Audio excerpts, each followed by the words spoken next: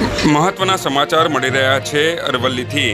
માલપુરના અણિયોર કંપામાં ખેતરમાંથી પસાર થતી હેવી વીજ લાઇનમાંથી વીજ તણખા ઝરતા 4 વીઘામાં તૈયાર કરેલ ઘઉંનો ઊભો પાક બળીને ખાખ થઈ જવાનો બનાવ સામે આવ્યો છે।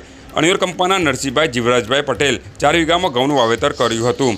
પાક કાપણી માટે તૈયાર થઈ ગયો હતો અને ખેતરમાંથી પસાર થતી હેવી વીજ લાઇનમાંથી તણખા ઝરતા આગે વિકરાળ સ્વરૂપ ધારણ કર્યું હતું। આગ લાગતા ખેડૂત સહિત આજુબાજુના સ્થાનિક ખેડૂતો દ્વારા પાણીનો મારો ચલાવીને આગ પર કાબૂ મેળવ્યો હતો।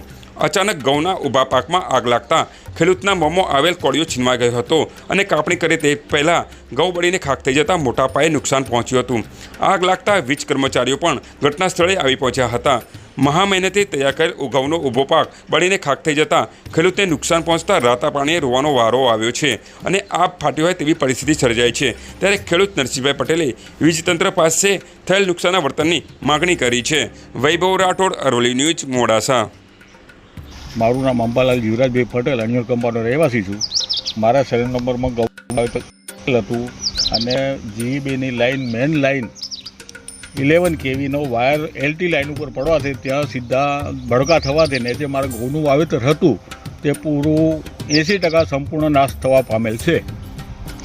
ઘઉંના પાક સિવાય બીજું કાકા નુકસાન કોઈ ખરું? ડ્રીપની પાઇપો પણ પડેલી હતી પણ એ 5-6 બંડલ એ પણ સળગી ગયેલ છે। બરાબર, તમે જોઈ શકો છો કે આગ લાગવાથી સંપૂર્ણ સૂકા ઘઉં જે પાક લેવાનું તૈયારી હતી ને આગ લાગવાથી સંપૂર્ણ ઘઉં બળીને ખાખ થઈ ગયા છે, જે ખેડૂતના મોઢામાં કોળિયો આવીને છીનવાઈ ગયો।